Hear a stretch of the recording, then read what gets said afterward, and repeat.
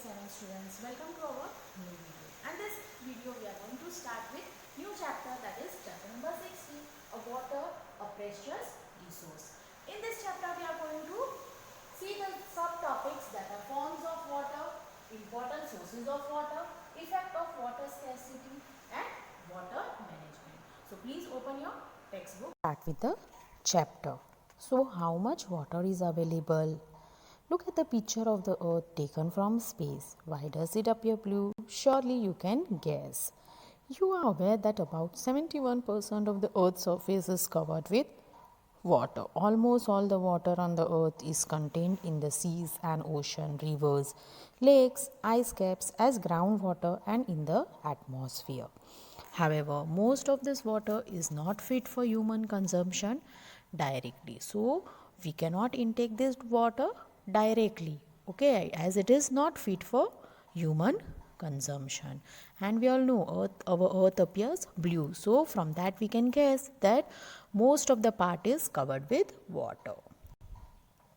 Then different forms of water. Are you afraid that continuous use will someday exhaust all water available for use? You know that water on the earth has been maintained for millions of years by various processes which make the water cycle. You have studied the water cycle in class 6th. Write in your own words what you know about the water cycle. So here you are going to write few sentences that what you know on the water cycle, as we have studied this in the last year. You know that when water circulates through the water cycle, it can be found in all forms, that is solid, liquid and gas, at any given time somewhere on the earth. The solid form, that is snow, and ice is present and ice caps at the pole. So we all know water exists in three forms, that is solid, liquid and gases. The earth snow covered with mountains and glaciers. So there you can see the water in the solid form as in the snow. Then the liquid water is present in ocean, lakes, rivers and even underground. And the gaseous form is the water vapor present in the air around us. So gaseous form where water is present around us in the gaseous form. The continuous cycling of water among its three forms keeps the total amount of water on the earth constant, even when the whole world is using it, because of this solid, liquid and gaseous state.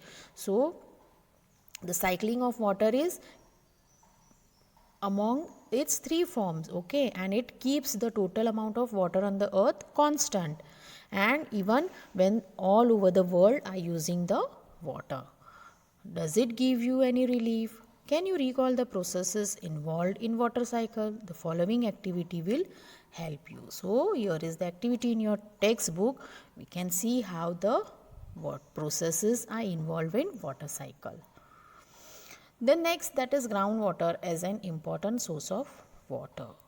So groundwater, let us see how it is an important source of water. If we dig a hole in the ground near a water body, we may find that the soil is moist.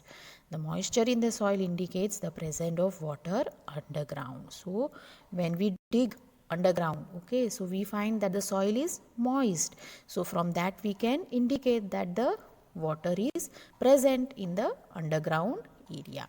If we dig deeper and deeper, we will reach a level where all the space between particles of soil and gaps between rocks are filled with water. So when we are going to dig deeper and deeper, we can find out that the particles of soil and gaps between the rocks, that is filled with the water, and the upper level of this layer is called water table. So the upper layer, that is what it is called, the water table.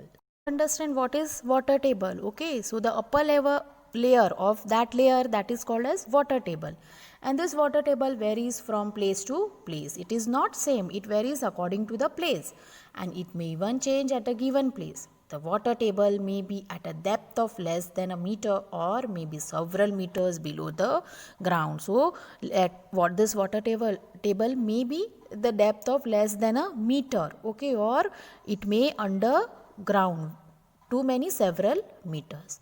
The water found below the water table is called groundwater, and this water below the water which is found below the water table, what it is known? It is known as groundwater.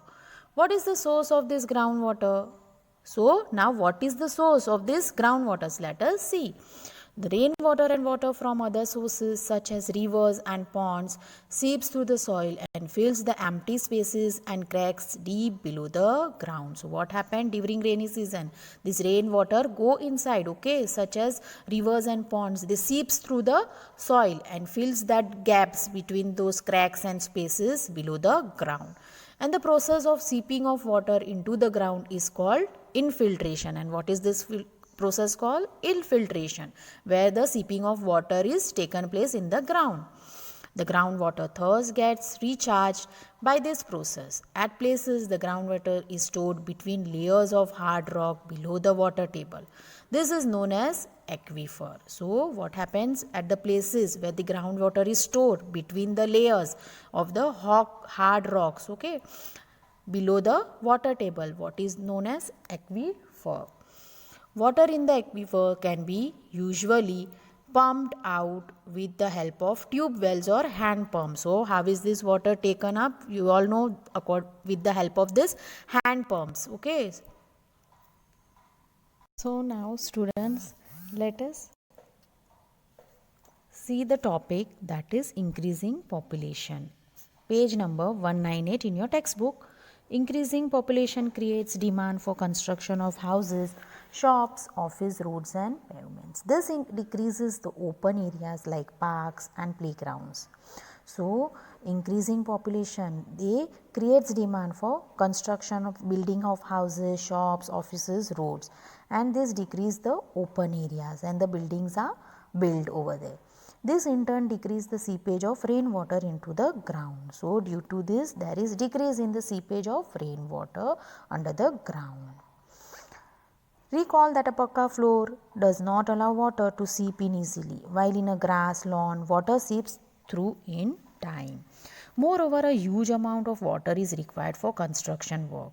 Often groundwater is used for this purposes. So, for construction work the groundwater is used. On the other hand, we are consuming more groundwater, and on the other we are allowing lesser water to seep into the ground. This result in depletion of water table. So, due to this there is the depletion of water under the ground and it results in depletion of water table. Even the increasing industries, water is used by all the industries, almost everything that we use needs water somewhere in its production process, and the number of industries is increasing continuously. So, water used by most of industries is drawn from the ground. Then agricultural activities. A majority of farmers in India depend upon rains for irrigating their crops. Irrigation systems such as canals are there only in a few places. Even these systems may suffer from lack of water due to the erratic rainfall, as we all know. So, in India most of the farmers, they are dependent upon rains for irrigation of crops. Therefore, farmers have to use groundwater for irrigation. Population pressure on agriculture forces increasing use of groundwater day by day. This results in depletion of water table. So, these are the reasons why there is depletion of water. Then the distribution of water. The distribution of water over the globe is quite uneven due to the number of factors. Some places have good amount of rain and are water rich. On the other hand, there are deserts which scanty rainfall. So, some places are like that where we have more rainfall, and some places are like that where we have scanty of rainfall. India is a vast country and the rainfall is not the same everywhere. Some regions have excessive rain while some others have very little rain. Excessive rain causes floods, whereas the absence of rain results in drought. So, where there are more rainfall, it causes flood, and where there is less rainfall, there is the results in droughts.